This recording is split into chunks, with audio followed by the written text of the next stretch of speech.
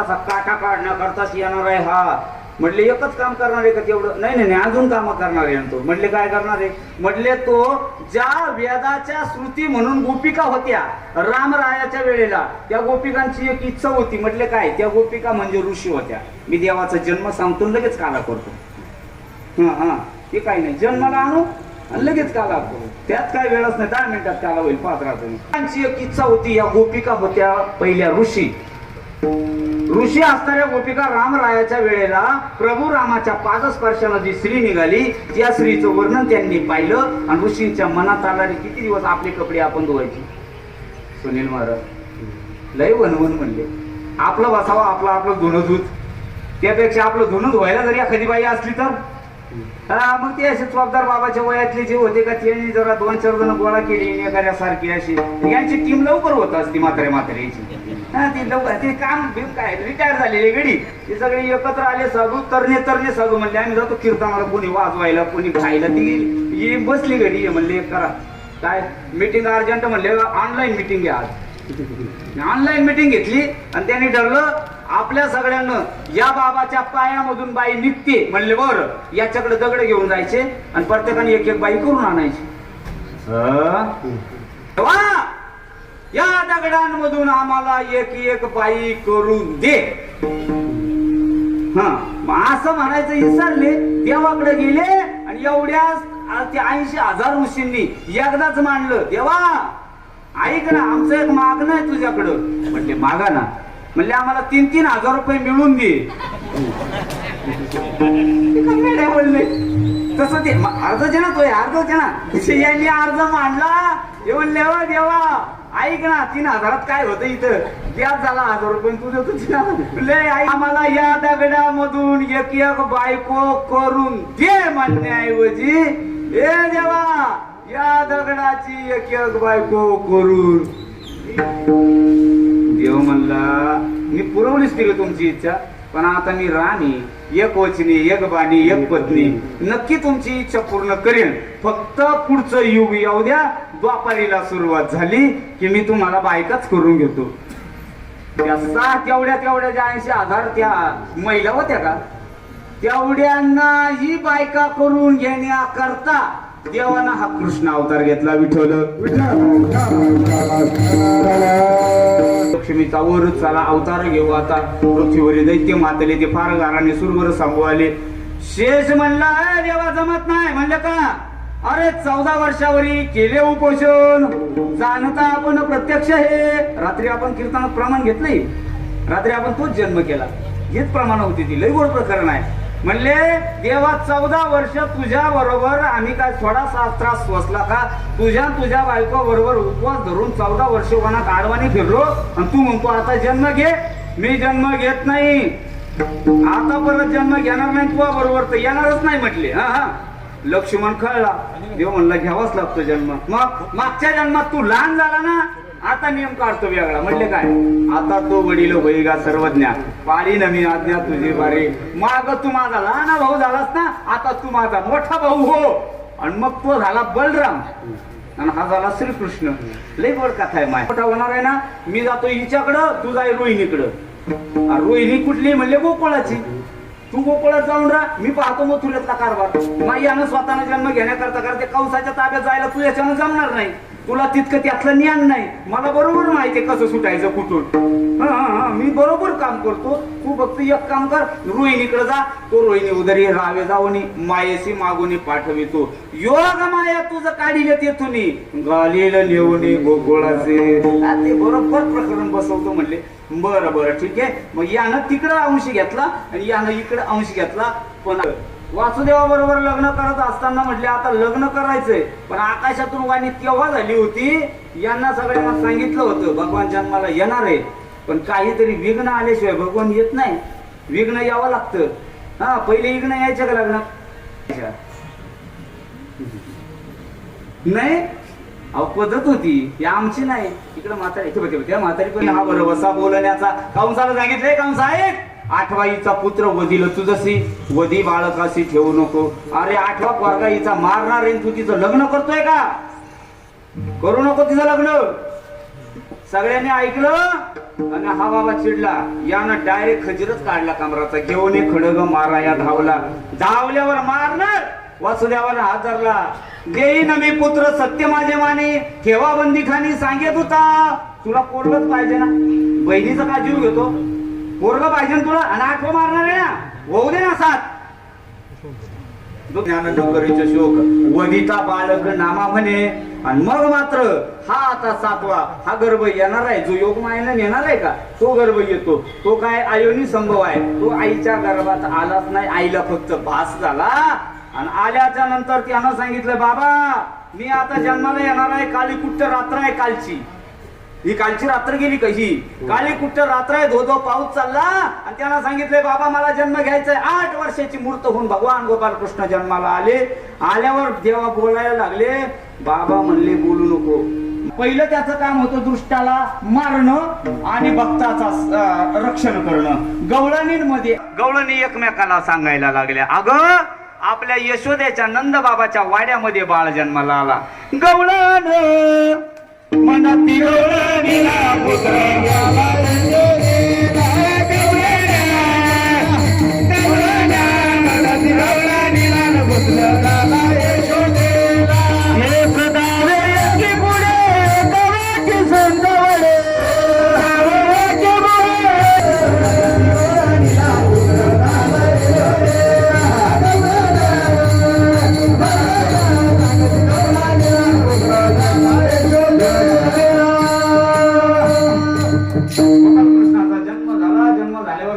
आनंद उत्सव गुडिया तोरणे करती कथा गाती गाणी सगळ्यांनी आनंद उत्सव साजरा केला. भगवंत आता मध्ये मारत आहे, अजून त्याची 5वी झालेली नाही, पण तो म्हटला माझा जन्म कशा करताय, म्हणून त्यानं दरवाजाच्या फटीमधून सहज बाहेर पाहिलं. आता त्याला दिसत होतं, कारण तो काय माणूस नव्हता, तो होता देव. बाहेर पाहिल्यावर तो म्हणला, बाहेरची लोक एक तर आतमध्ये आली पाहिजे, नाही तर मला बाहेर जा.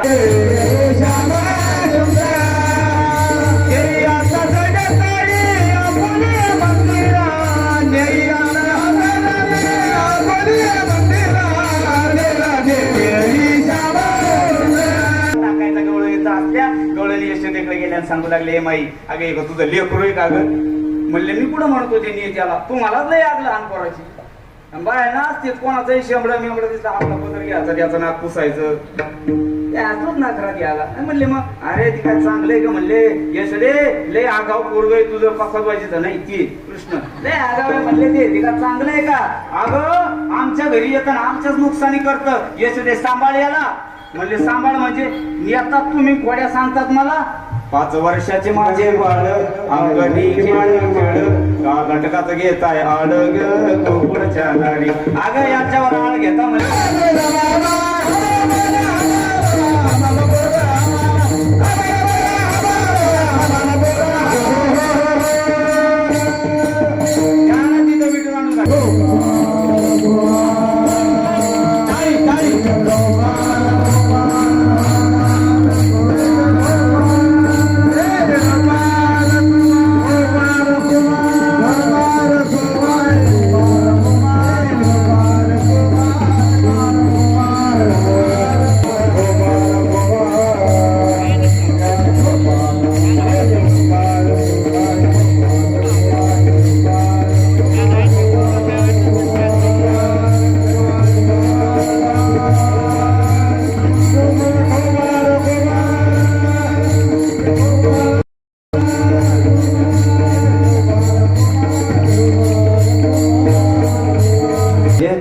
लोकांमध्ये आल्याच्या नंतर आपण ह्या काल्याचा आनंद घेतला पाहिजे.